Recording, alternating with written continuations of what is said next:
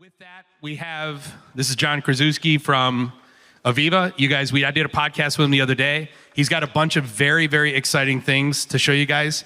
Last year, AVEVA actually had one of the best presentations, top 3 for sure, except they weren't on stage. So I'm really glad that they're on stage this year. And with that, John, take it away.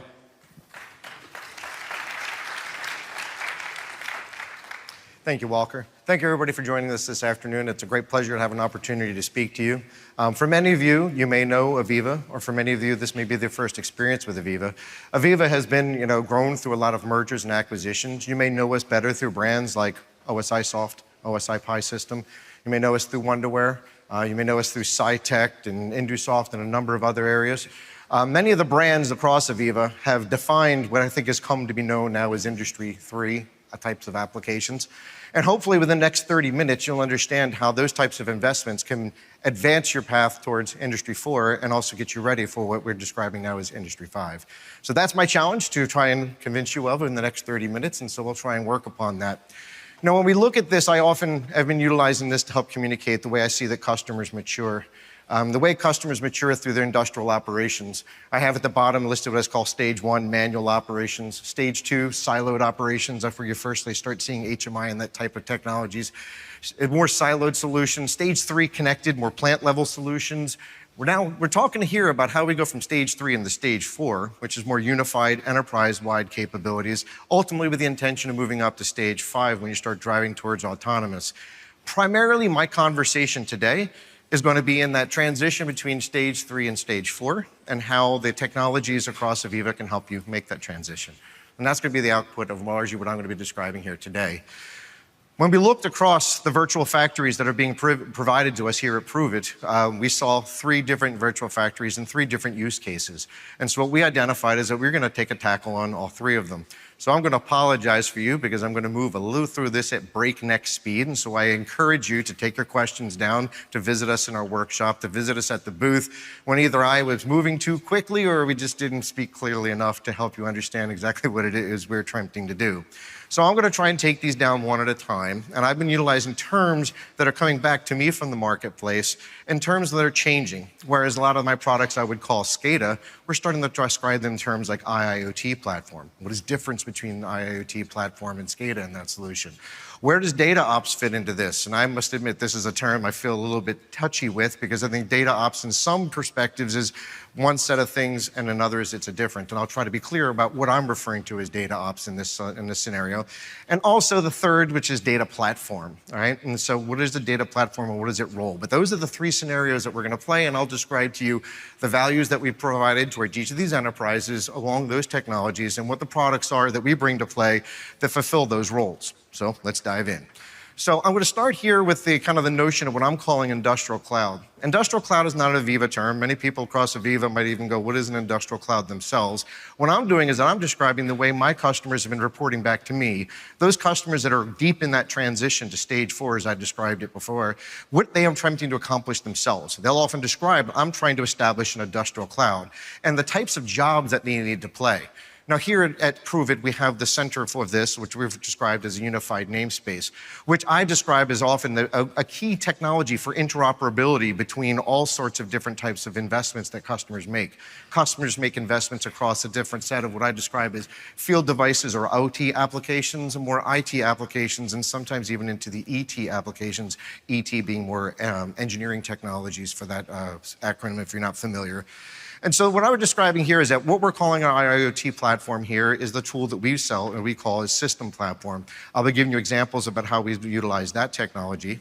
In this case, we're going to be introducing a new product to the AVEVA family called Crosser. Crosser is going to be serving as our data ops solution that we're going to be introducing to you here and really represents a key strategic role for us as we go forward. And I'm also going to be talking about Connect. Connect is our cloud-based managed service platform that is going to be looking at the top. You see I position these around the unified namespace, whereas the primarily role of the bottom 2 are primarily producers, whereas the top one here is primarily consumer, if you will, when you go into that. Now, they can both play both roles of producer and consumer, but largely the story as I'm telling it are going to be around that. And so we're going to map them to the individual enterprises, and I'll walk them through individually as we go. Okay, so let's talk initially here. see if I can get my movement here, around the IIoT platform. So again, when we talk about IIoT platforms, I'm talking about it as an evolution of SCADA, where a key couple of areas of evolution is that we need to be having more dynamic, less just configured elements of this, more dynamic ways of ingesting the data, being able to present that information, utilize it in service of command and control, but also take those data structures and facilitate publishing those data structures into the larger ecosystem, or in this case, the unified namespace. So those you see some differences here, more at the bottom and at the top, not so much as difference in the middle of what they do, but more how you get data in and how you get data out. And so I'll be illustrating that here. Across Enterprise A, when we looked at that particular data set, and we looked at it, and it looked a lot like a system platform data model. If you're not familiar with system platform, it forces structure onto you. ISA 95 is an example of a structure, but it's not isolated to that structure. But we looked at it, and it looked like an ISA 95 model. So what we decided is that we could utilize that as a great way to tell the story of how we can pull this in, build a system platform application, do that core. Walker always talks about the core of connect, collect, visualize, analyze. And so that's what I'm going to be showing you here as part of this. And so we're going to show how we've done interoperability. We're going to show a little bit about standards and consistency. We're going to talk about how we're helping our customers to become more AI ready, as well as being able to share that information across. So I'm going to now show it to you in action, and let's go ahead and rather than read the slide, I'm going to go ahead and do this. The first step, I'm going to talk about how did we ingest the model that's existing inside of the UNS to build out our solution. And so what we're going to do is play a little video here that actually shows, here's the MQTT Explorer showing Enterprise A. Enterprise A, as I mentioned, already had a pretty well-structured data model inside of it, and so we decided that we're going to bring that in directly. We're utilizing an API that we have in our system and our configuration end to go ahead and automate the production. We're going to connect to the unified namespace. In this case, we're going to pull the information out of Enterprise A, and then as we connect to this, it's going to read that unified namespace and bring that all in. In this case, it doesn't matter whether or not that unified namespace was published in JSON or in Sparkplug. We could utilize either of those mechanisms here. Here you're going to see that we're going to go into this Enterprise A, which we've extracted from the broker, and then we're going to pick the site, or excuse me, the Enterprise A full location there. We're going to hit Select All, and then we're going to come over here and we're going to hit Generate. And that's going to go ahead and generate the full system application for us, and it creates all the standards, so the templates, and it creates all the instances, pre-binds them to their data points that they need, connects it through the driver, and then makes it fully accessible inside of the system platform user interface. So that's, again, exactly how we connected it and automatically ingested that information. So here we're also going to show that standards are becoming increasingly important to be consistent across solutions. So not just a standard that is consistent across your SCADA deployments, but standards that are consistent across all different types of deployments and utilizations of those data models. The work that the SESME team is doing around smart manufacturing profiles is really working towards help advance that. And we wanted to be able to be showing how we could do similar things to that, or be able to utilize them. We saw inside of Enterprise A that there were a conveyor, and so we utilized an example of that conveyor where we were able to go to the SESME Smart Manufacturing Marketplace and download the XML for that node set. And what we did here is then we just went in and we have a new feature in System Platform that describes a text format for our templates. And so what we did is we uploaded the SESME format, we uploaded some files from our solution. We basically gave it a prompt that said convert that one to that one, and then it went ahead and it will create for us the SESME information in our format. And so we were able to go ahead and import that. And so once we import that, then I can go back and look inside of the system platform solution where I can then take a look and find that template. So here we're actually doing the import. It's coming through. And in a second here, we're going to go in there and search into our templates. We've found the conveyor that we just imported. And we're going to take a look at some of the attributes that are inside of that. And these are exactly the data model that was exposed inside of that conveyor. And then we're going to go ahead and create an instance of that conveyor type and go ahead and start showing that this is consistent here and that we can also extend that. So not only do we have to stay with that model, if we want to expand upon it because we have more capabilities, more functionalities, graphics, content, other different things that we want to use to extend that data and that asset model, that we can do that inside of the solution. So we showed you pulling the data model directly from the SESME website, pulling it all the way down and into System Platform. Okay, next. we're going to show how we visualize and interact with the UNS data. In this case, when we first were trying to understand what in the world was going on within these, one of the things we did is we actually used Notebook LM. If you've not played with that tool, it's freaking awesome. But it's a tool from Google where we actually took a snapshot of the data model from Enterprise A and asked Notebook LM what it could tell us about it, and actually asked it to create some, a presentation summarizing it. Much of the actual graphics that we built inside of the solution, we used the actual suggestions from Notebook LM and converted them directly into our solution. So in this example here, you're going to see again the data model that's inside of the broker. And so now you're going to see that that same data model is driving all of our visualization. When we talk about data-driven visualization very often in operations management interface, here we know we can link content to points in our solution. This is actually quite simple content because the graphics. The overall graphics we created here, there were only about half a dozen graphics that we created as part of the solution. We believe we showed it a pretty complete solution here as part of this. Again, we could have used a user, a UI developer to build this out, but we actually used a lot of the stuff. This came directly from Notebook LM, so it only took us a couple days to build this out. It was pretty exciting to see how fast they were able to get world-class solutions that would have made pretty much any of our customers pretty happy with that. So we're very excited at what we did with that, and we can show you this here. Oh yeah, we also have full styling here, so we can change it from dark to light and all kinds of stuff, and so pretty exciting things that the team built. Okay. So one of the things that we found when we were looking at Enterprise A data wasn't very interesting. All that data was just flat, right? And so what we did is that we have a team inside of our organization that often works with customers that have difficult SCADA solutions that they need to train their operators on. So this guy was an expert in training simulators. We had him take a look at the broker and said, could you build us something? And so we did. He built us a training simulator that simulated all of the process A and gave us an actual real-world looking solution there. He would also be able to inject anomalies into this so he can change behaviors. And ultimately, we wanted to be able to find those anomalies later. But the first job was to create the simulation. Once we created the simulation, we wanted to be able to offer it back to the other sponsors who may have been struggling to make use of the data because it wasn't doing very much. So what we did is we went and we took, again, you'll see that there is no AVEVA under Enterprise A at the start of this video. And then we're going to go in and we're going to show that we have a new site that we created called AVEVA under Enterprise A. So there was already this site called Dallas. We basically took that and fed our simulation into the AVEVA site. And then ultimately what we did is we pulled out our MQTT publisher, which allowed us to go in and again connect to the broker here. And then we're going to allow it to go in, select the whole of the AVEVA site, and then publish it right back to that broker. And so that case here, we were contributing it back. Just a few clicks, and then the entirety of that data model was now readily accessible. And so we'll see here, we just clicked it out, select everything there. And then once we save it, and now as we go back into MQTT Explorer, you will now see that there is an AVEVA site under Enterprise A. And now you can see that our simulated data model with all the data moving, following our simulation, is part of that. All right, that's a pretty important story, but it was just a setup for where we wanted to go next. And the setup for where we wanted to go next was, all right, how can we utilize large language models, even on-premise, to be able to get more value of our solution? Now, the first step that we took is that we decided that we were going to go ahead and write an MCP server based upon our historian. And so we did that. We utilized the REST interface we have for our historian, and we created an MCP server, which you can see that we've logged into this here.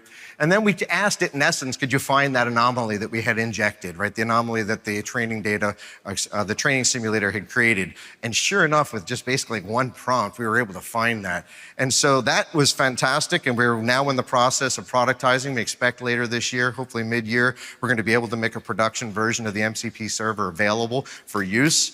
I'll tell you, I'm excited by it, but I'm also terrified because I just don't know exactly the expectation. So it's an area where I'm moving feverishly. Another area where we're doing here is we recognize that not everybody wants to pull out a Claude solution. Not everyone wants to have to focus on Anthropic. So we're creating our own, this one's a little bit farther into the future, our own AI assistant that can plug in if your LLM is not that, right? If you want to have your own, bring your own LLM to the party, then you can plug it into our solution as a part of that.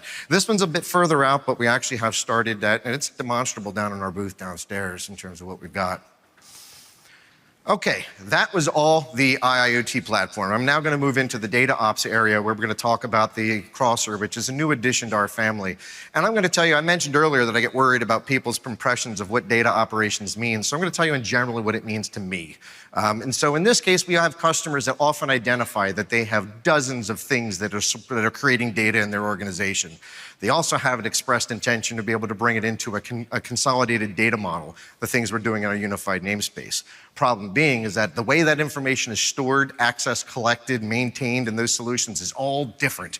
They could have different names. So very often where I see the data ops solution is being able to connect to anything, be able to take that data, normalize it, structure it, perhaps pre-process it, and push it back into that unified namespace, so that enterprise-wide semantic model. And we're going to show you exactly kind of how we did that with Enterprise C. Because in Enterprise C, we looked at that solution and realized that the information in Enterprise C was a pretty flat list of tags. And that kind of represented what we see very often in terms of a lot of people with their early deployments. There's no structure in the data.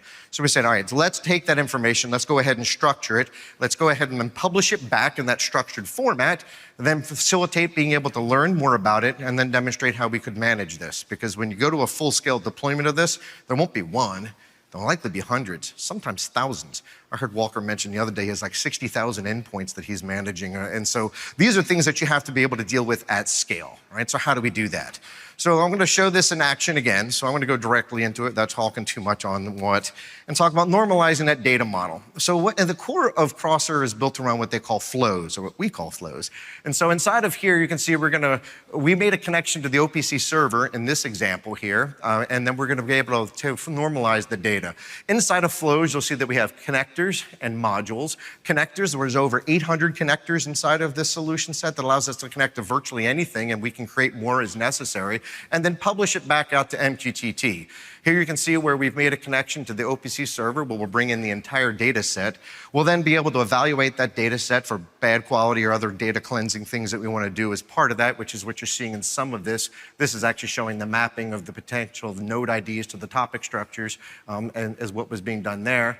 And then we're going to be able to publish that back out. Here's an example of one of the modules where they were going to do some of the detection of things that were going on with the data. We're actually showing this in detail tomorrow in our workshop, so please come have a look at it, and you'll be able to have some opportunity to look at it more closely.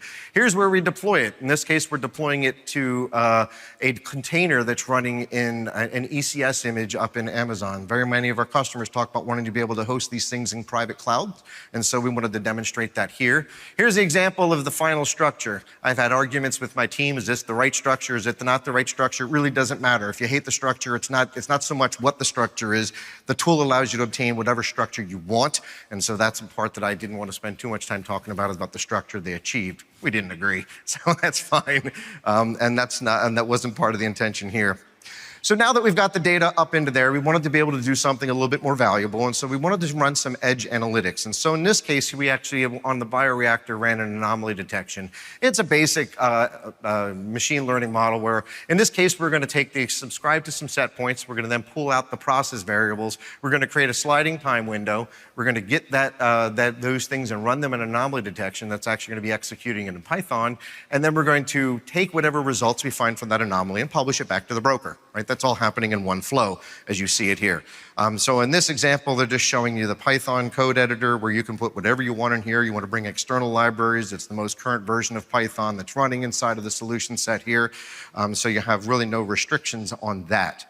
So in the end here, we're going to publish this back out to that machine that we were talking about, the container that's running up in the cloud there. And then we're publishing this anomaly back there. Again, I don't think it's as much the importance of the anomaly, because what we found is a lot of our customers start a lot of their AI journeys with a data scientist that starts creating some sort of a model. And then once they get that working, they go, how do I scale it up? This is a perfect tool for how you scale it up. If you need to deploy this to 1,000 locations, this is a fantastic mechanism to help you do that deployment. Now, how do we do that deployment? How do we centrally monitor and manage this? And so this is actually showing you what we call the Flow Studio, that actually doesn't just show you the execution and configuration of it, but actually shows you the overall management of it. So if I wanted to see what is the state of these things, I can centrally monitor them. I can see how that's going, and you can see it by different flows and where the flows are executing it. I can see it by the nodes. I can get information back about anything that's operating poorly. Is there an execution issue in any of them? So I can kind of look to see this as well as this. The information's also accessible directly through APIs, so if you don't want to use this front end, you can use your own. All completely capable as part of the solution to see this. So we are ready to scale this up, so it's not simply a project tool. It's something that you can utilize as an enterprise-wide standard. Okay, I'm going to move on to the data platform, and for us, that means Connect. Actually, for a number of years, it's also meant the Pi system. But Connect here is kind of an evolution of the Pi system as we start taking a lot of the elements of what was originally came as OSI Cloud Services becomes into Connect. We've taken some of the great things that we did as part of Insight and sort of our visualization, and this became elements of Connect Data Services and Connect Visualization, as well as advanced analytics that comes from our partnership with TwinThread.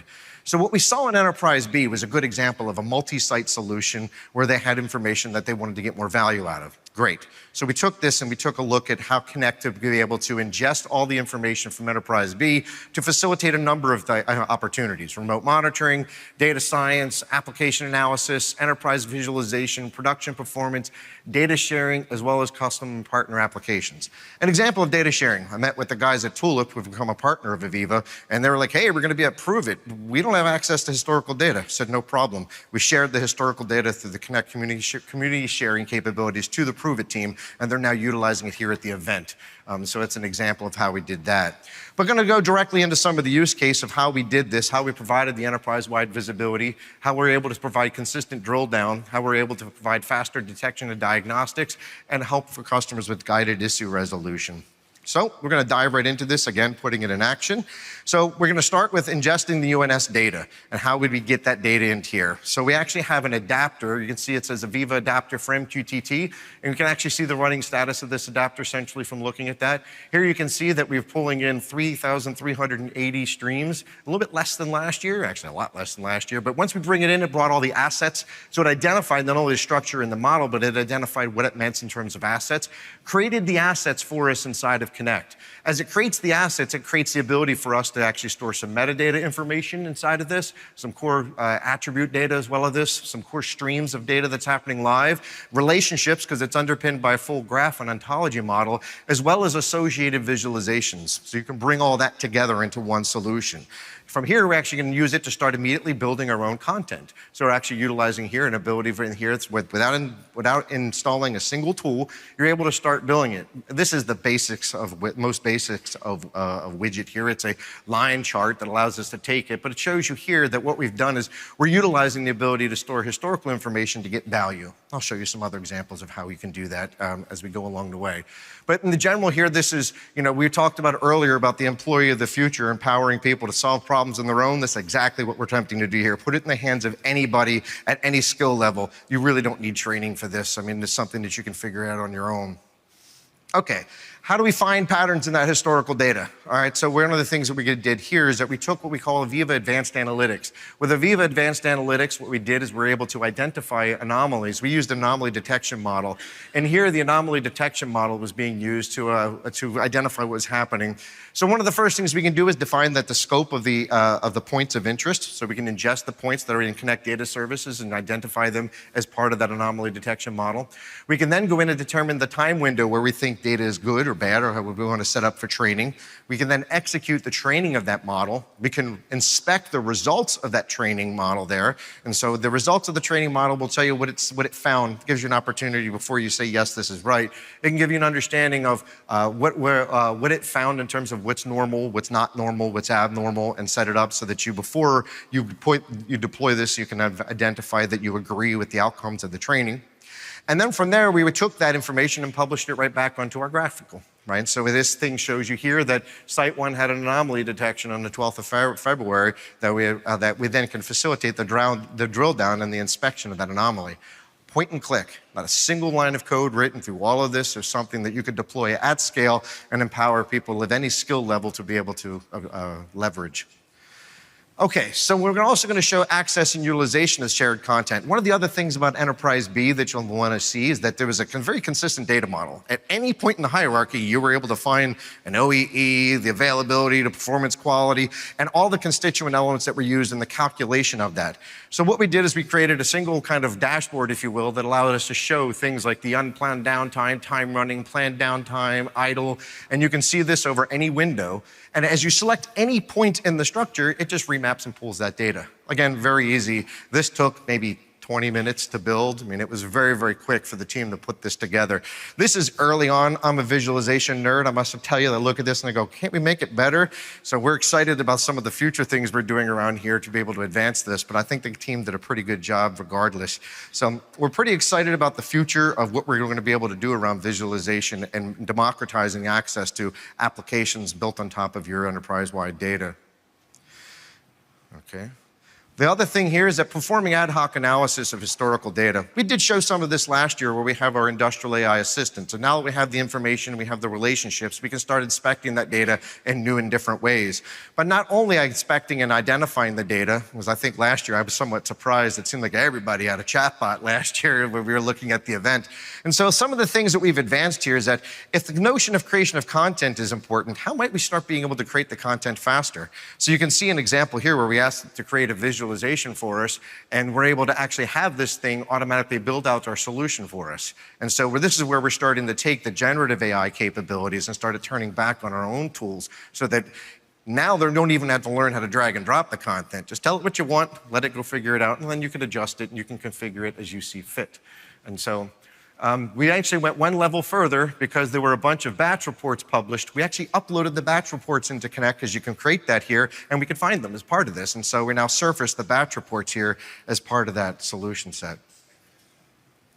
Okay, and the last thing here is that you may remember we created the visualizations for the plant floor. Well, we can use those in Connect as well. And so inside of here, you'll see that we're going to take the Enterprise B, which is the first one, the one we just showed, but you also see there's the glass container, which was Enterprise A. So we're going to run this visualization here, and you're actually going to see the same graphics that we were running on the plant floor are now accessible for remote visualization.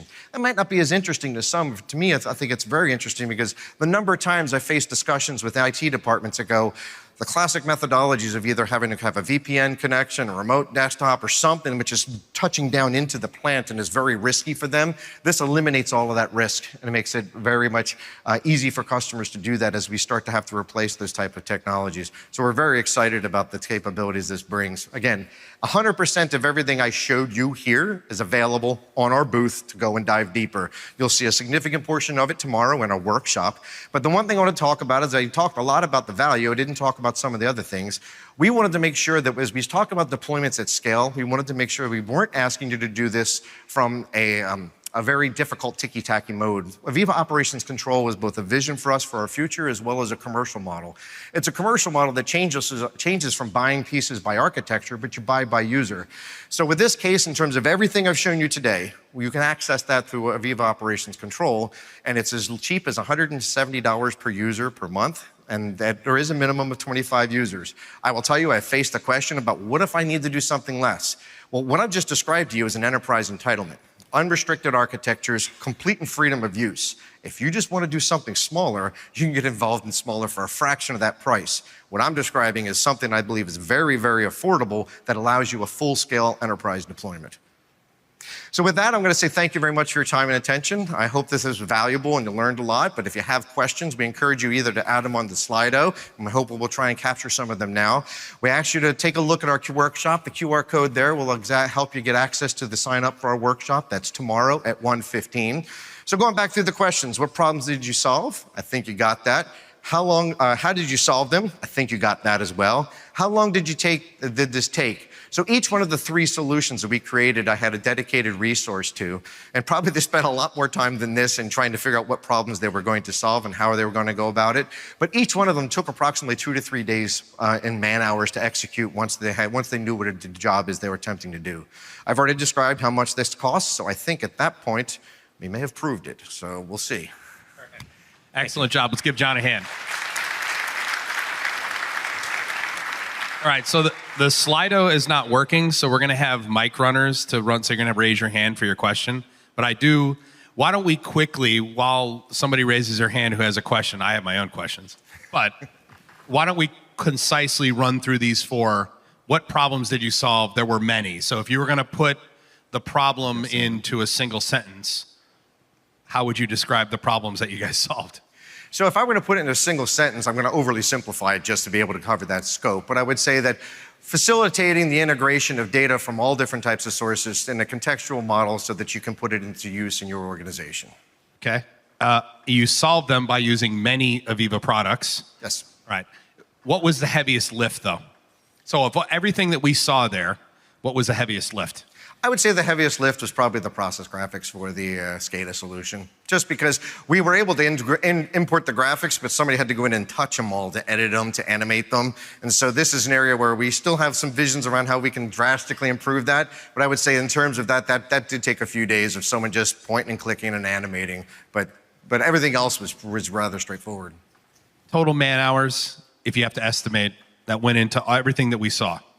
So I would say, assuming here, if I'll go on the worst end of it, 3 days. So we're talking about, well, nine man days of work there, right? So that's about what it took total to do the work. Less than 2 weeks. Yes. Less than 2 weeks. And then the total cost, so you have new pricing. So it's hard to put a number on the pricing because the pricing is amortized monthly by user. But if you were gonna, what is the typical, let's do it this way. For someone who's got that level of solution, what is going to be the average annual spend for what they saw? So the particular model I'm describing here is what we call the AVEVA Operations Control Site Edition. So it allows unrestricted use of everything you saw here at a site. And so at a full site, we're talking about a site with, we'll start with 25 users, that's our minimum, and that will be about a $50,000 annual spend. And again, that is a complete unrestricted use of the technology, any architecture. Okay, and here, and one last thing. How do you differentiate Connect? So how do you describe what Connect is? Because when I'm talking to people about AVEVA's offerings, what you guys are doing now, Connect is the part that confuses people the most. And I try to say, well, really it's a foundational layer. It's not a series of functions. It's a foundational layer. It's more similar to Manufacturing Data Engine from Google than it is from, say, Ignition. But how do you describe what the Connect component is? So I would say Connect serves two significant roles within our organization. One, I'm unapologetic, I know this, AVEVA has grown through mergers and acquisitions, and a lot of our products came from different lineage. Connect is the thing that's going to unite us. I'll give you an example. Instead of creating an asset in System Platform, then creating that asset again in the PI asset framework, and then creating that asset again somewhere else, there will be a single asset model across all of AVEVA technologies. Now, we're not quite there yet, but that is something that we're working toward over the next maybe 12 months. I think we should be able to have that be a reality so that there is no synchronization. It just is a single instance of that. So it's a methodology for uniting this and also for facilitating the access to all different types of operational and industrial data. Perfect. All right. So Connect is the foundational layer that's piecing everything together. Yes. Right. It's going to make us move from what has been a number of mergers and organizations to one consistent technology stack across the organization. And is the Slido working now? Yes, we're good? Okay, awesome. So the Slido is working. You can ask your questions up there. Let me ask you this one question before we get over here. Sure. What is AVEVA's biggest challenge right now? Like, just being frank, like, hey, the market has changed. AVEVA used to be the giant. You guys, there was a ton of attrition, migrations to other platforms, but then you made up for that in other areas in the business. What is the biggest challenge AVEVA is facing right now as an organization? I'd say that the biggest thing that we're facing right now is probably just becoming one company, right? Because there's a difference in terms of, hey, we're lineage. I'm like, are you classic Wonderware? Are you SciTech? Are you Indiesoft? Are you OSI Soft? Are you classic AVEVA? I think we've made a heck of a lot of strides because the reason being here is that once you accomplish that, there's a big difference between just having a product. Because the product is probably the easiest thing, but getting to an aligned set of support structures, sales and go-to-market, marketing and messaging, and executing there, I would say becoming one AVEVA is a kind of a drumbeat we beat inside the organization, and that's going to be the biggest challenge, I suspect. So keeping employees, leaders, channel partners, and end users all in line. And all aligned to a single outcome. All right, so how does Pi compare to other historians, including Canary? This is really a loaded question, but go ahead. Well, I will tell you that my personal knowledge of Canary isn't deep, but I will tell you that the Pi system is fundamentally not a historian. I remember the first time that I met the team from OSIsoft and I asked them about the Pi system as a historian, and there was almost a gasp in the room because they view it more as a platform for data management and data utilization. While there is a storage component to it, but they often talk about the key amount of the adapters and integrators and technologies that surround it, an asset framework for creating multiple models, as opposed to that being able to create visualizations and content with Pi Vision. It's a complete and total solution around data management as opposed to a historian. It's a good answer. Threaded that needle. I like it.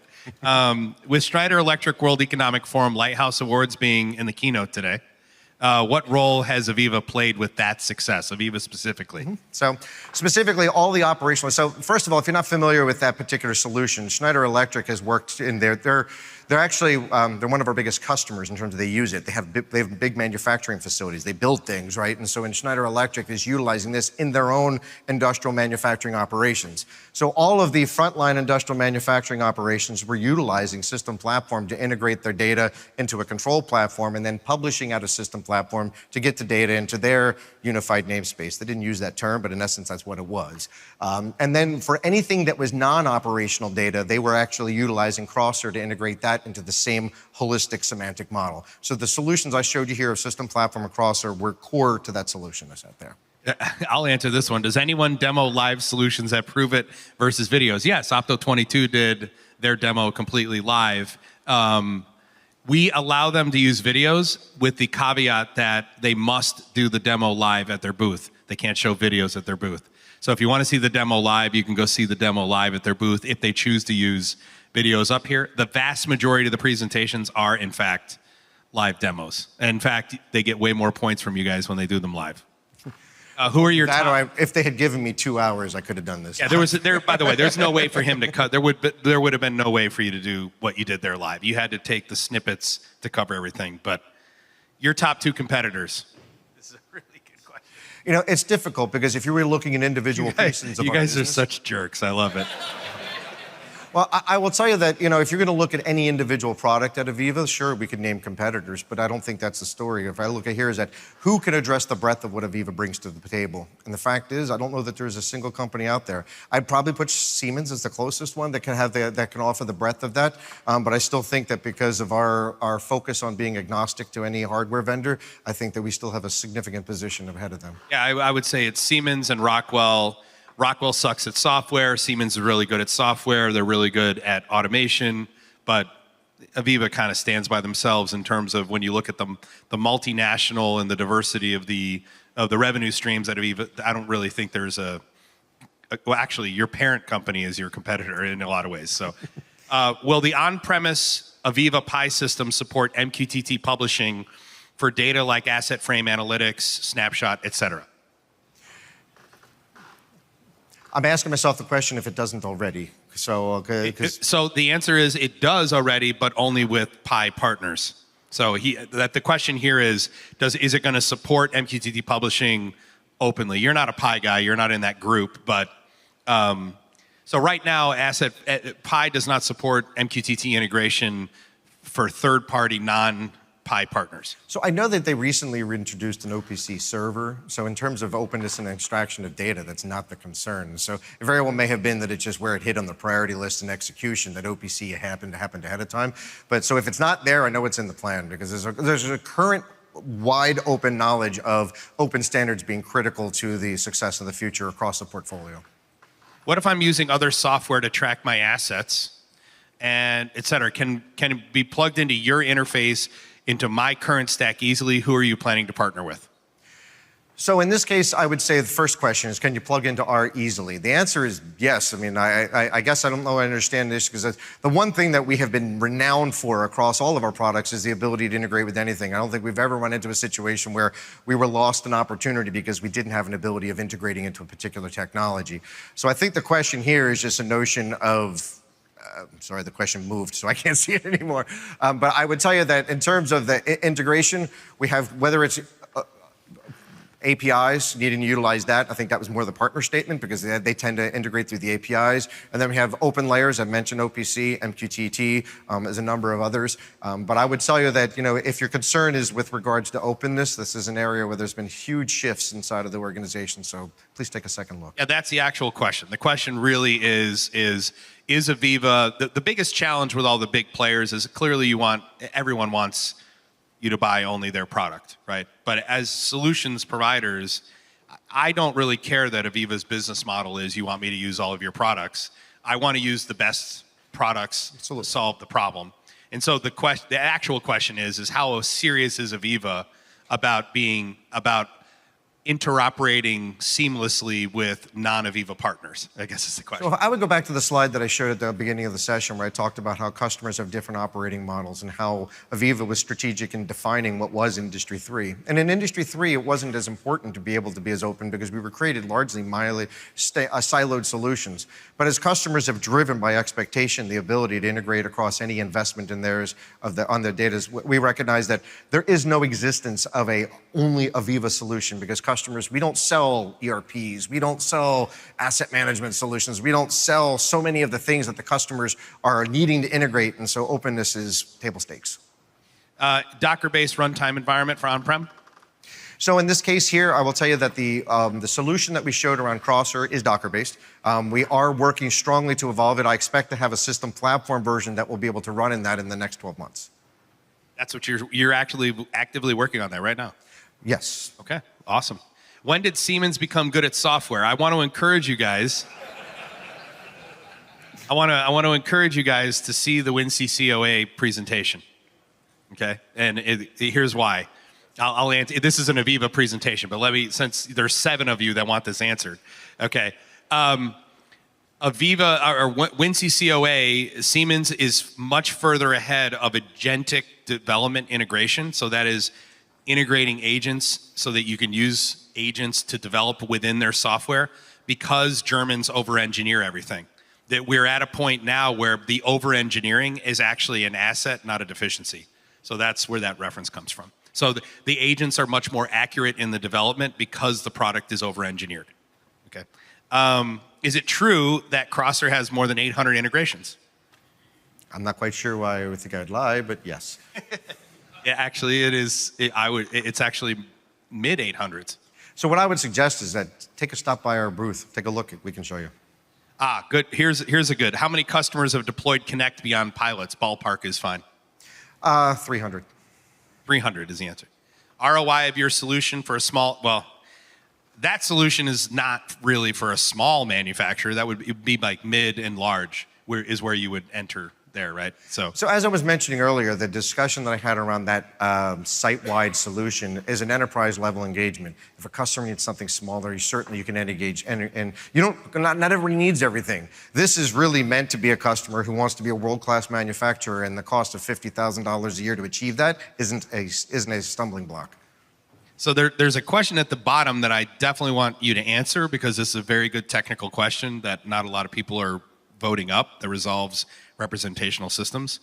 But let's do this batch record one. So what format was the batch record data you showed stored in Connect? Raw tags being queried, event frames are similar or something else. So for everybody else to understand, in Enterprise C, there's an FTP server that contains all of the flat files, which are the batch records that they can consume from the FTP server. But on the Connect side, how did you parse those flat files and how were they stored?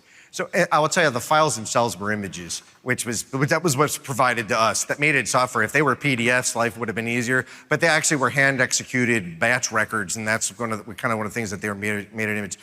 Made it difficult for us to process them because if they had been PDF, we probably could have done a heck of a lot more than we were actually able to do. But we just we restored the image in raw format. This resolves to representational systems and data models standing in for reality, right? That's a great succinct description of what it is we do. But how do you surface the relational insights? So for example, I see trend, I think X is coming. How are you doing that? So in the specifics here, that's probably related more to the advanced analytics solution that we were describing, where it had the data model that could surface that. So, the simplest of terms is that we published an anomaly score here. So the anomaly score is a percentage of what we think is an anomalous behavior. And so that it's published, we published it back in this case to the unified namespace as a value, right? A 0 to 100 value, 100 indicating that we're damn sure that this is an anomalous behavior. Then you can take that, and we have the abilities to do things like alerts and react on that, and even do business process management activities. But if you don't want ours, you can just take that information and do whatever you want with it. Awesome. Wouldn't Ignition, CirrusLink, plus something else be the competitor? So Ignition, CirrusLink, plus Snowflake, plus HighByte, plus would be the competitor of what you saw. The difference is that you're describing best-in-class OpenStack versus unified. The level of effort to do what these guys did using that stack would be higher on the front end. They were able to do a lot more because it's a unified platform. Where does MES fit in what you showed? It didn't, but it could have in this particular case. Where would it have fit? So I would tell you that there were some people inside of the team that wanted to use our batch solution to turn this from a manual batch record to an electronic batch record. I just said, there's no way in hell I'm explaining that in 30 minutes. So in terms of, and there's also no way in the world I was going to try and explain how all that was done. So we certainly have solutions to whether they're batch type solutions or MES. I will be fair that our MES is best positioned inside of consumer packaged goods and food and beverage arena, but not specifically in the arena here. I would say that what we saw there, our batch solution would have been the best play. And we're out of time, but we're going to answer one more question because this is a good one. Is all the data and metadata owned by the customer? Yes. And can everything be queried? Yes. Okay, yes. All right, why don't we give John a round of applause?